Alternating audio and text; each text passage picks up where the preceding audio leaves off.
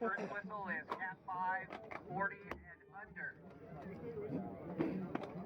Just know center line is in effect at all times. Even on the dirt road, speed to the right-hand side. You can divide it in half to the right and the right. There'll be a motorcycle out there with you. You'll see them in front or behind or to the side. A little safer, hopefully. Is everybody ready to ride? Okay, 15 seconds to Cat5, 40 under.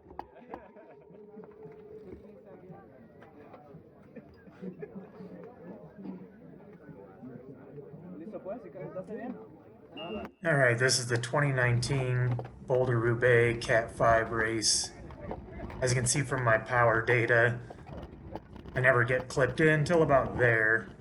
Seems to be a theme in my races lately. I really should switch back to my speed play pedals.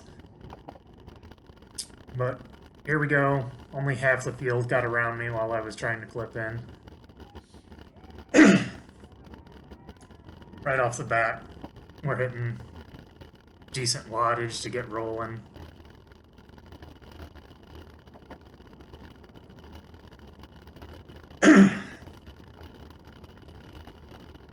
Video footage is, of course, ridiculously shaky because I'm not using a GoPro Hero 7 or anything close to that.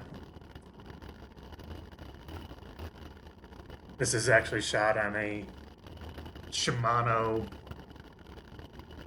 what is it? CM2000 camera that has basically no stability.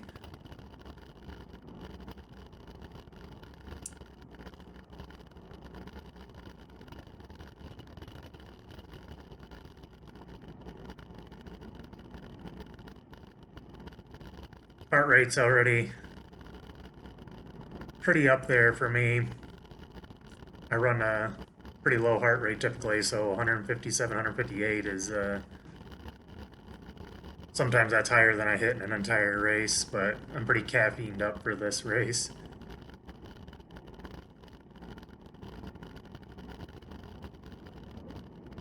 I actually took a 220 milligram caffeine tab an hour before the race and a second 220 milligram 30 minutes before the race.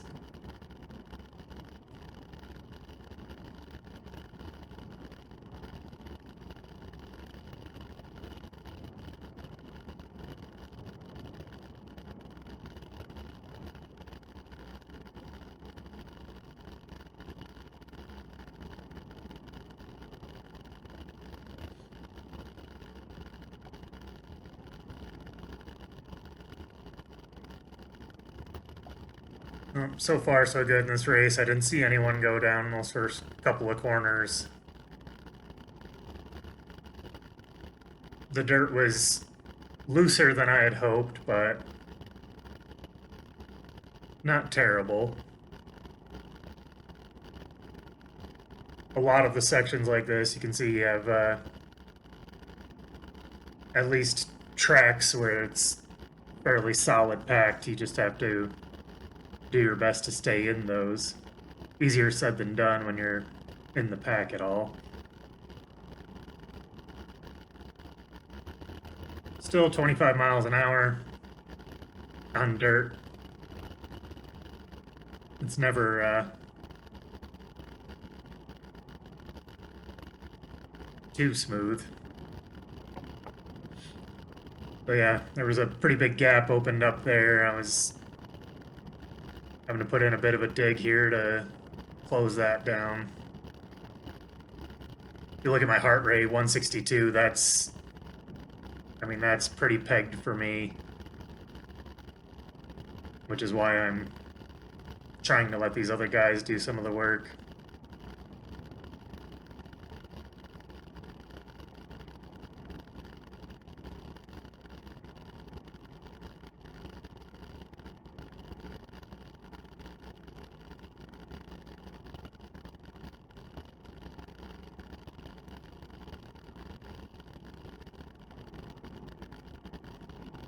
Close that up. I'm pretty sure the rest of the pack behind us managed to come up as well, so 4 minutes into the race, I think we're still pretty much a cohesive pack. I don't know if anyone might have dropped off right off the bat, but the bulk of the pack is here.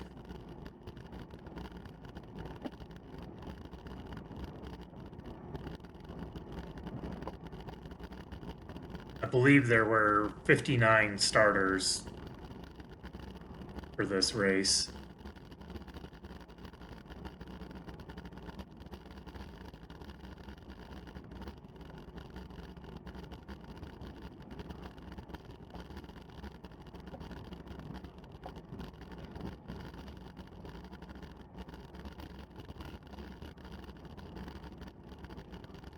This is a long video, so I'm actually just watching it for the first time myself.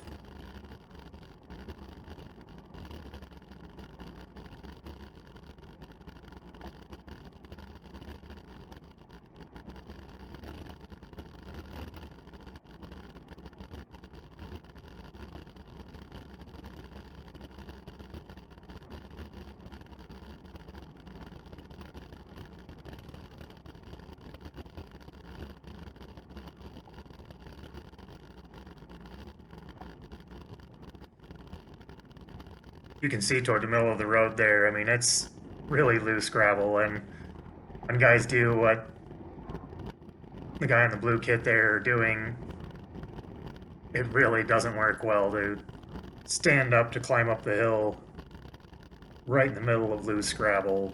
You know, you just tend to spin out.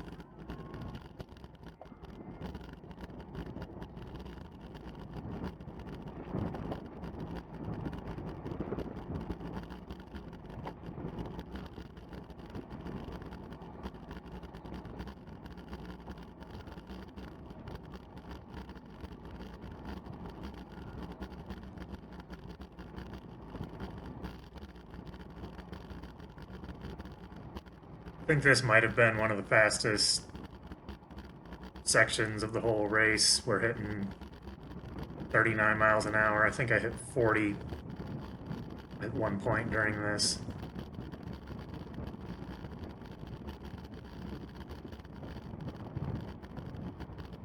I'm actually having to ride my brakes quite a bit because I just can't get around these guys, and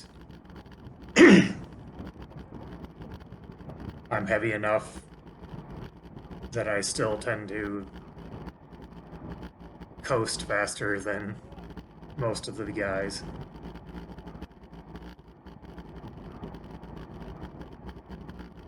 I'm only about 180 pounds right now, but it doesn't take much before you outcoast somebody who's 160 pounds even.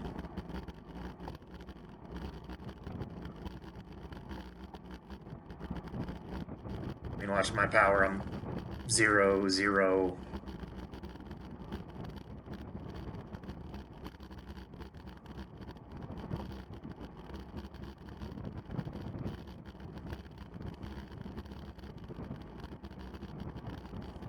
It's a much needed break for me. I mean, sitting down at 144 beats a minute is a whole lot more doable than the time I was spending over 160. So I'm getting a decent amount of recovery here, even though I'm sitting third wheel.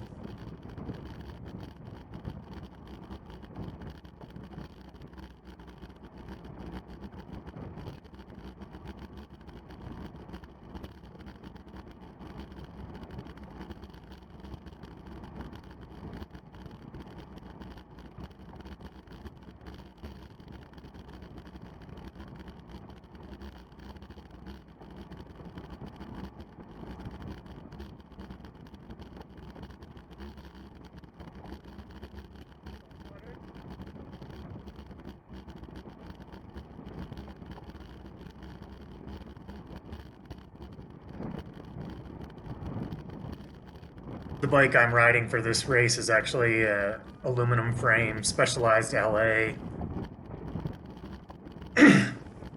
Cheap aluminum training wheels. I've actually got 23 millimeter Vittoria tires on it because the frame won't clear much larger, and I just didn't really plan ahead for this race. I registered on Wednesday for a Saturday race, basically on a whim. Didn't really change my crit bike setup at all and just rode it for this. 23 millimeter tires. I'm a 180-pound guy. I ran around 90 psi both front and back. Didn't have any problems. I don't think I was skidding around any more than anyone else out here. There was a couple of dedicated gravel bikes with huge tires that, you know, probably felt a little better, but the Denver Bike Cafe rider in front of me, he's riding a steel bike on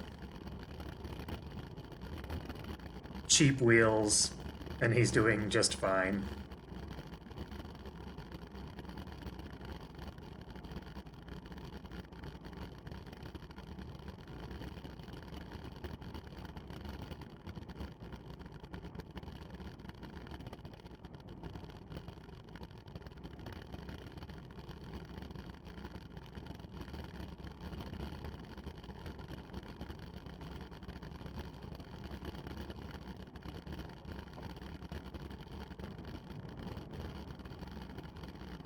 We're doing 30 miles an hour, 31 on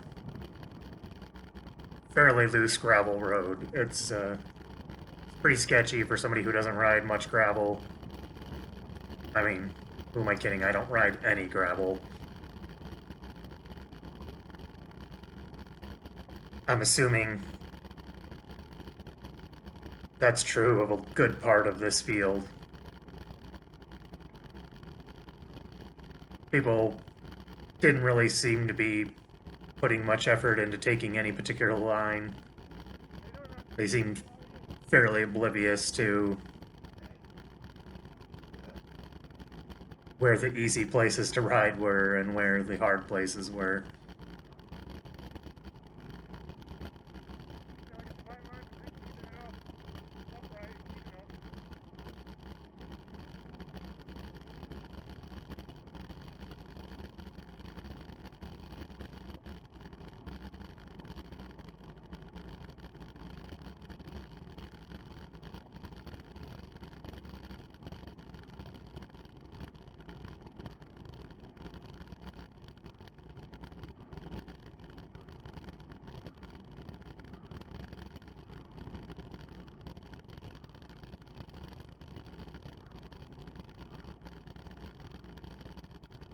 See some people here with 2 large water bottles. I actually didn't even put a bottle cage on for this race.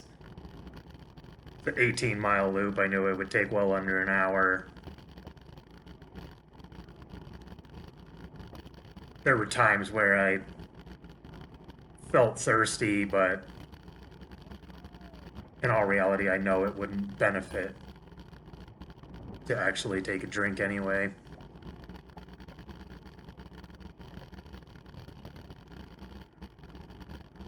There were very few places during this race where I would have even thought about taking a sip. Right there, we're hitting 900 watts as soon as we're back on the pavement. Little rubbing there. Right here, I remember starting to feel like I should work up into toward the front a little bit more, because seeing things like that gave me a little bit of concern that I didn't want to end up behind an accident. This is Cat5 after all.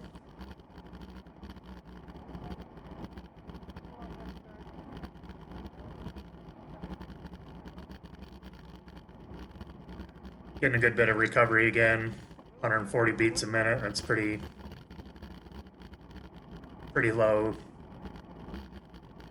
Really not putting too much work in at all. Be going 28 miles an hour.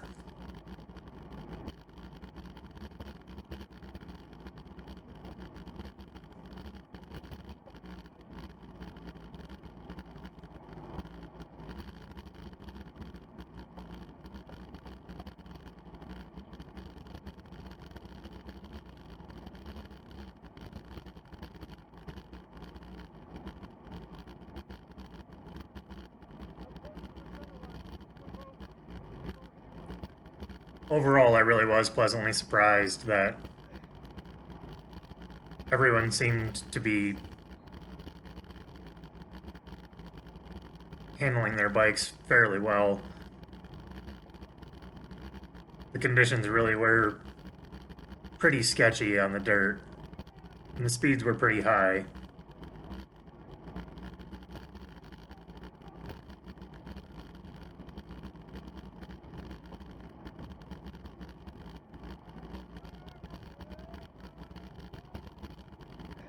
These transition points are always the riskiest place. I mean, as we jump back onto gravel, everyone wants to stand up to take off, and it just can be really sketchy.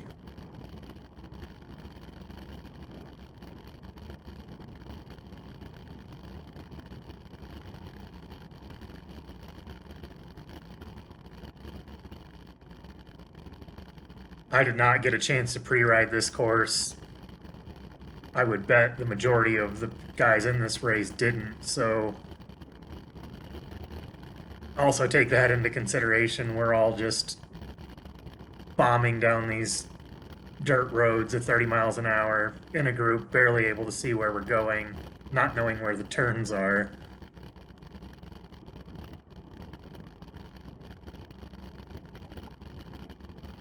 I haven't really been able to pick it up in the footage at all, but so far, all throughout the race on these sections, there's rocks flying everywhere. They're just bouncing off everybody's frames, everybody's helmets, wheels. At the end of the race, I had all kinds of dirt in my hair, small stones. Not sure what happened with that guy. Oh, that's right. There was a couple of other athletes out there with hand bikes.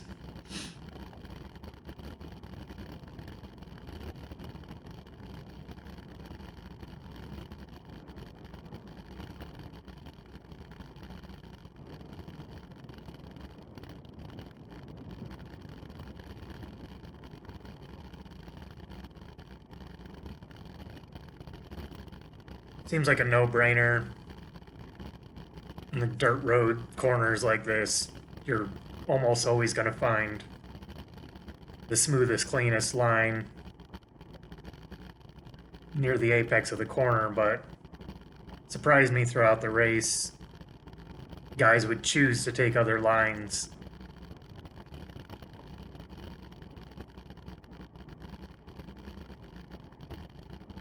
Which worked out in my advantage quite a few times. You could pick up, sometimes 3 places just by taking what I would have said was the obvious line. I mean, when you're all redlined, it's not always easy to make the best choices.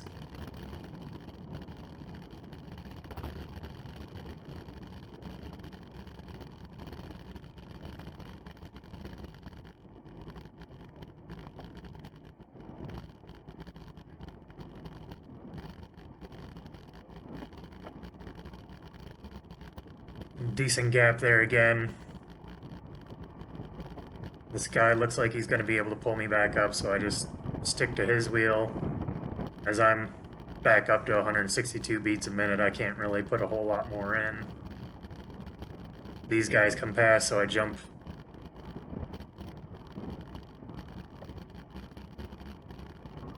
As you can see, even though I had to jump to other wheels, my heart rate only went up 1 beat a minute because that's pretty much all I've got.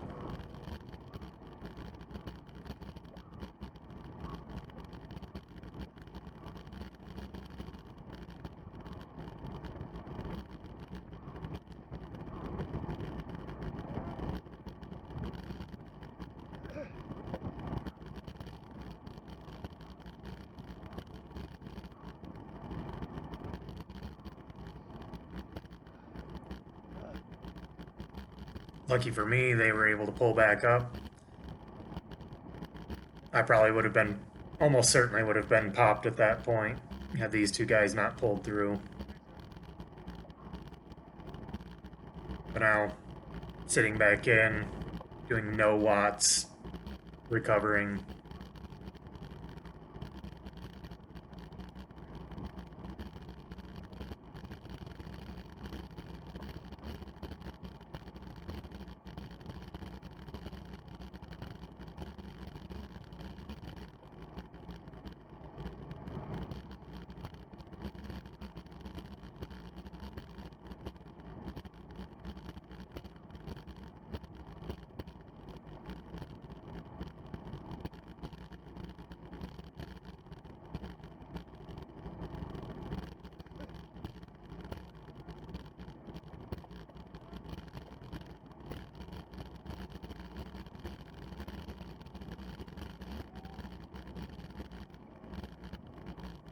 Sections like this, it does actually seem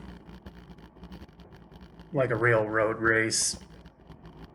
Feels a lot different than a crit where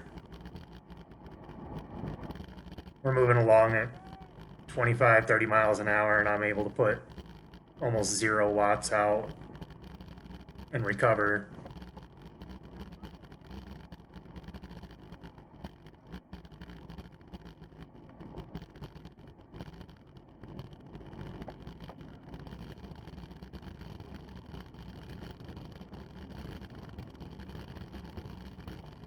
Immediately I'm hitting 400 or 500 watts on the gravel just to keep on the back of the pack.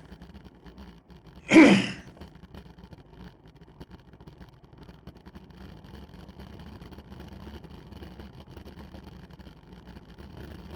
is a really loose section of dirt.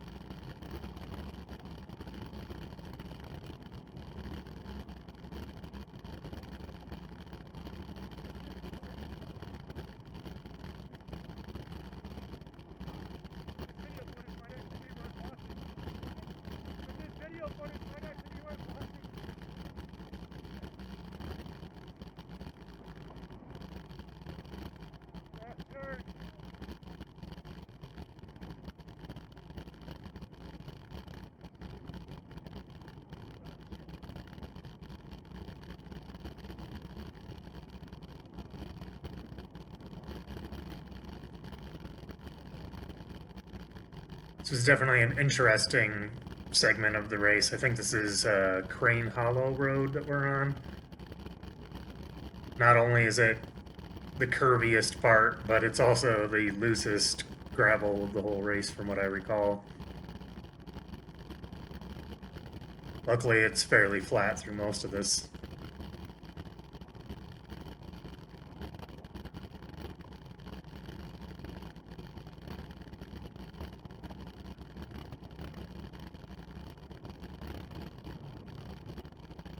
A bit of a hill here.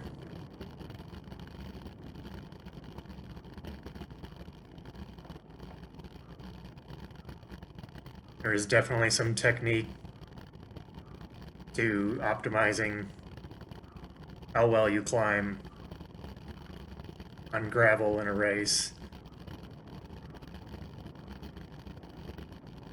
Standing is usually a bad idea. Pushing too big of a gear where you need to stand is what you want to avoid, in my opinion. Being able to sit up, put as much weight as possible on the rear wheel, and stay seated for the climb is going to be the most efficient almost every time.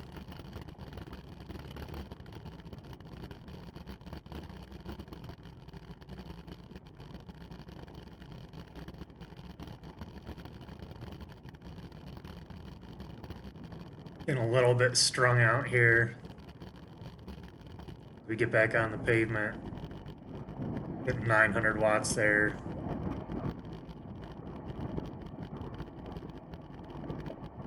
Back up over 160 beats a minute.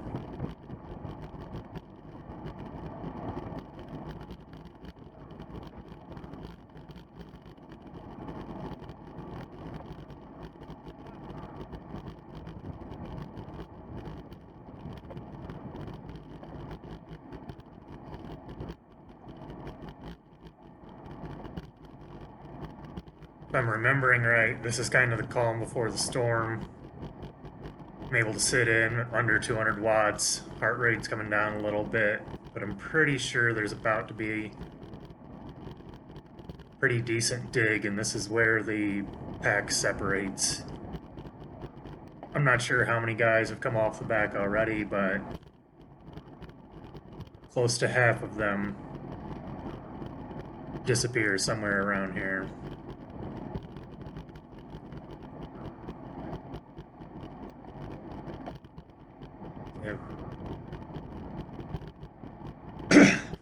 Right here, jumping up 600-700 watts. Settling in at 400, 300.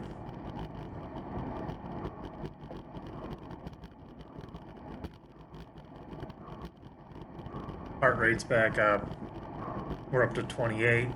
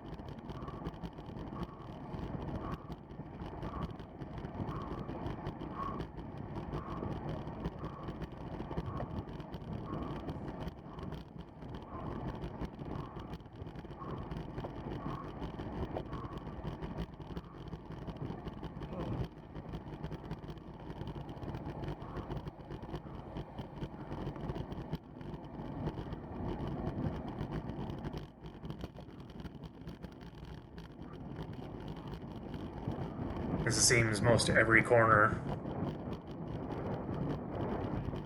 jumping to 800 watts to make sure I stick to the back.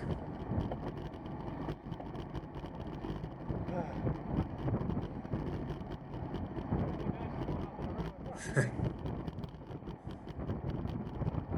can hear myself muttering. It was definitely a hard effort for me through that section. The wattage wasn't particularly high, it's just a longer, sustained effort, high heart rate. We're almost half an hour into the race at this point. I'm starting to feel some fatigue.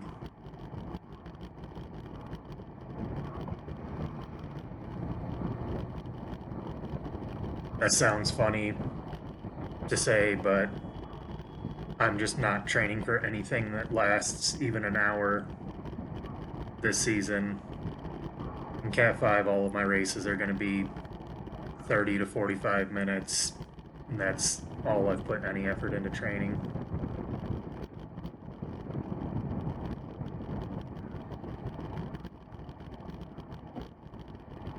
I don't think I've spent one trainer session all winter that lasted more than 80 minutes, including warm-up and cool-down.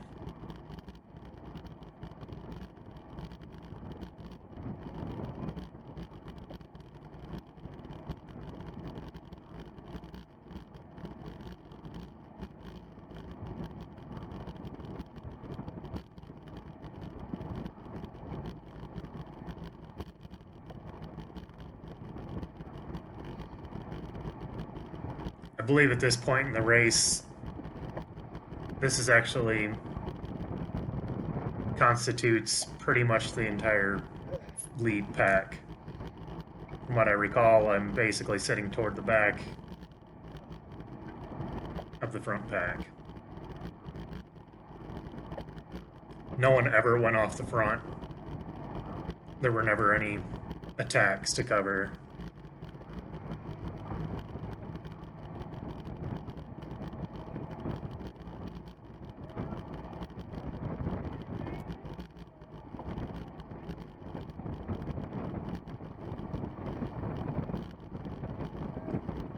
Considering the pace that we kept up throughout the race,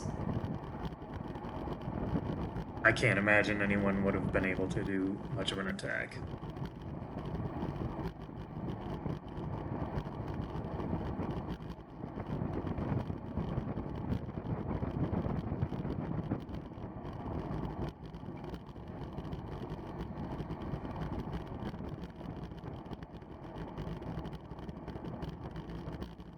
Got a fairly good recovery in there, back down to 143 beats a minute.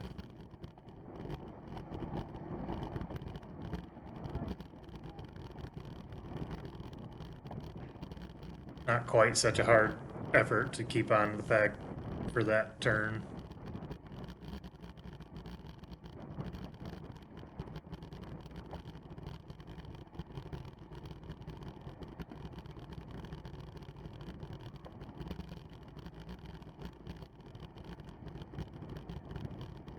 Not sure how many guys are still left in the pack at this point. I mean, by the time we get to the finish, there is only 10 of us left.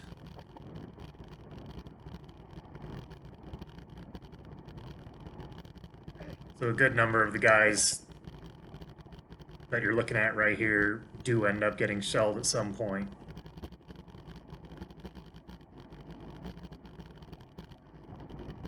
There's about 17 minutes, 16 minutes left of the race.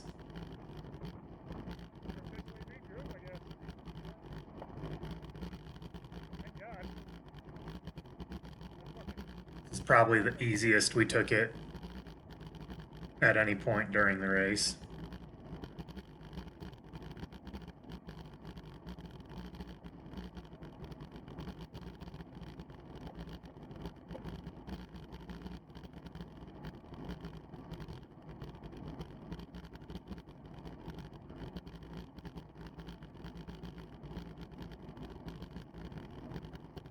And as I can see from the map up in the corner, not too much longer before I run out of data. My Garmin froze up around 14 miles into the race.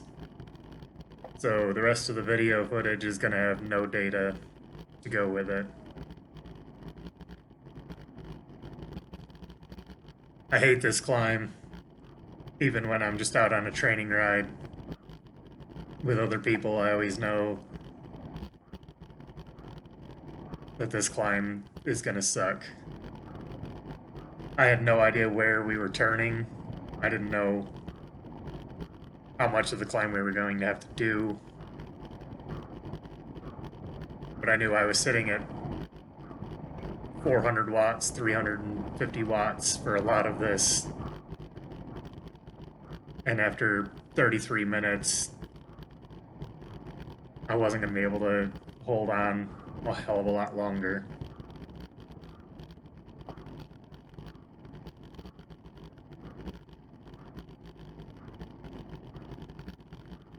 So when I saw that sign,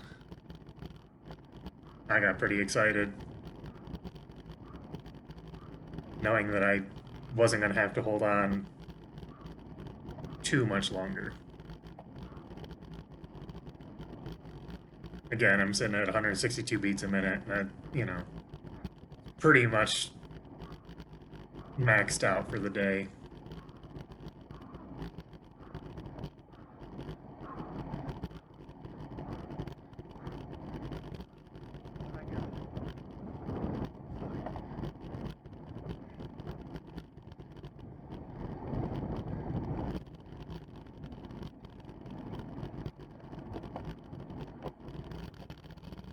back on gravel, but at least we're downhill. Pretty sure I'm going to be able to get a little bit of recovery in.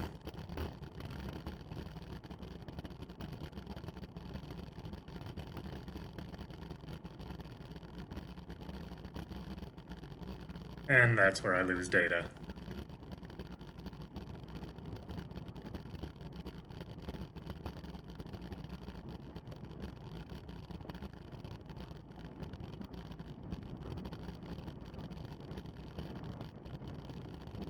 There is still quite a few guys here that were not in the finishing pack.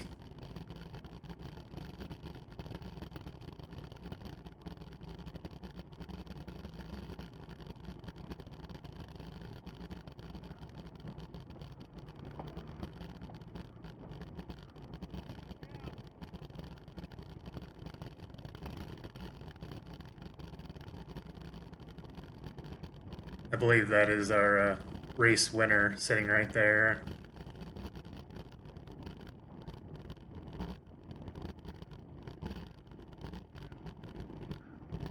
This is one of those real obvious sections where it's smooth to either side. Yet a lot of riders end up being right on top of the loose gravel in the middle.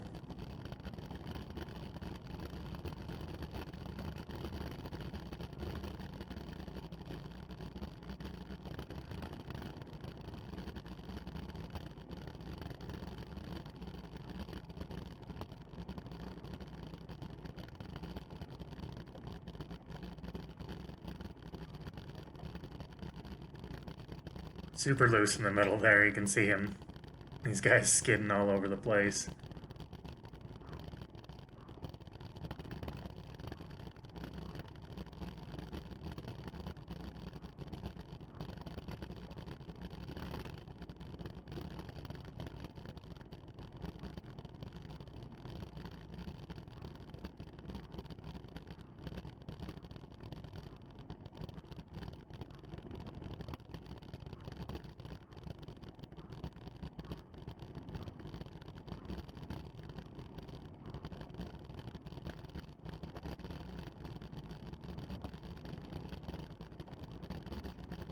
Honestly, without data, I really don't recall how hard we were going at this point.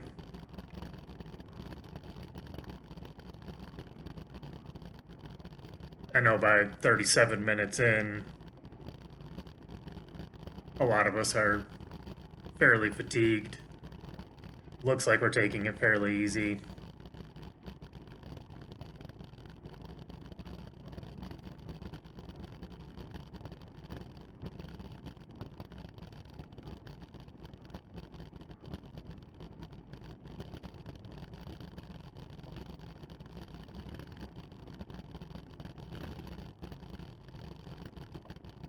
It was beautiful conditions. I was way overdressed. I had full leg warmers, shoe covers, long sleeve base layer. But honestly, overheating was the least of my concerns at this point in the race. My low back was killing me. My legs felt fine at this point. I just realized that my hips were definitely out. And all the time under pressure on this race was just killing my low back.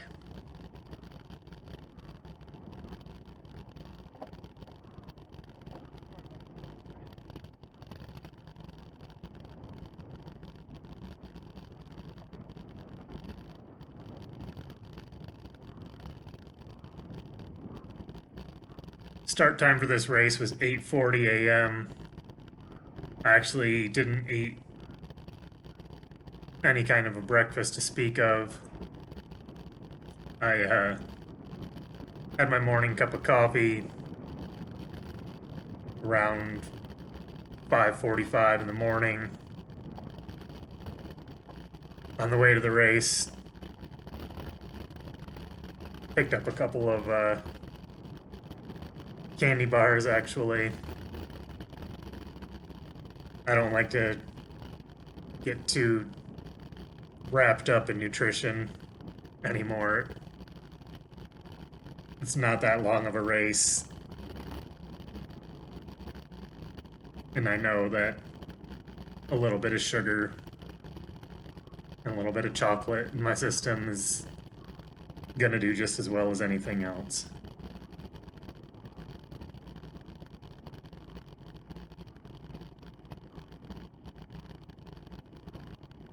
When I'm racing a marathon or a triathlon or some longer bike races, even though I'm a Cat5, I mean, many years ago, I took Grand Fondo Vale fairly seriously. That was a 120-mile race, and I believe we had something like 14 miles of gravel in that. So that was probably the last time that I quote-unquote raced on gravel.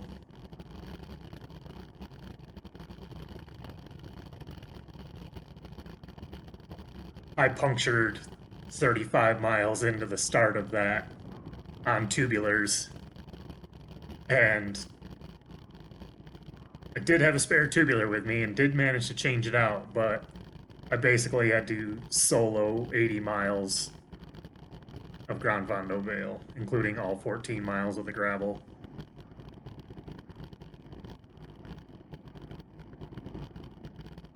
That was a long day.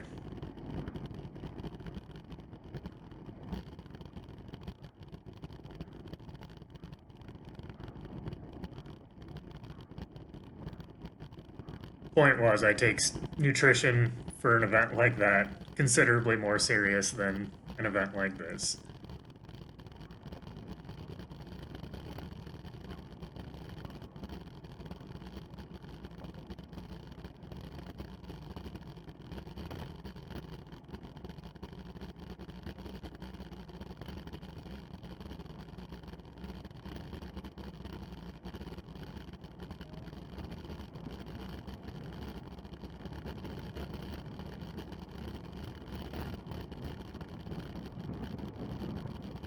Something like 6.5 minutes from the finish. And I don't recall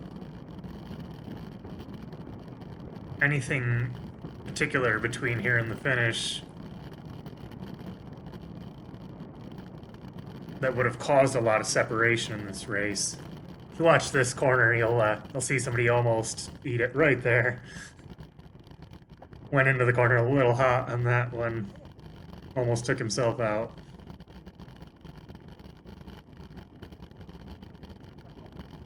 Putting out some fairly high wattage right here. I'm not sure what I was thinking, but it felt like an appropriate time on this hill to put out some effort. Everybody else dropped off. I certainly wasn't intending to go for a long attack and try to solo to the finish. It just felt like the appropriate effort for what I knew was going to be the last hill, and ended up off the front.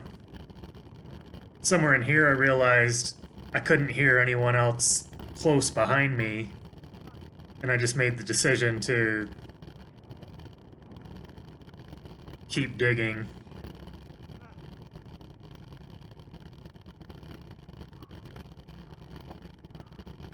As I say that, these two guys came around me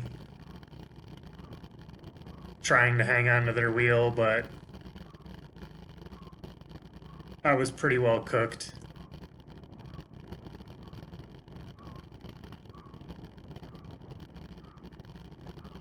I'm sure if my Garmin was recording, this probably would have been the highest heart rate that I had of the day. Even though my wattage probably was not particularly high at this point.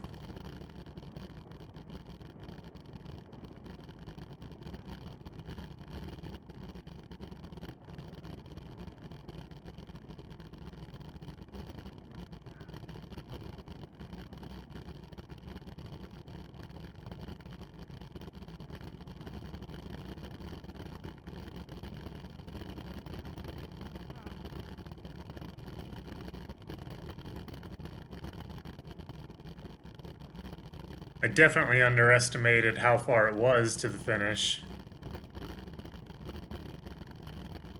Even now, as I'm watching it again, this is all considerably longer than it was in my head.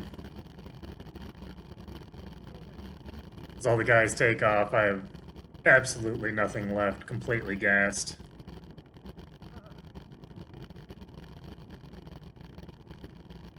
There's 9 guys there, I'm in 10th. At some point right there, I look over my shoulder, I realize I'm for sure the back. So I'm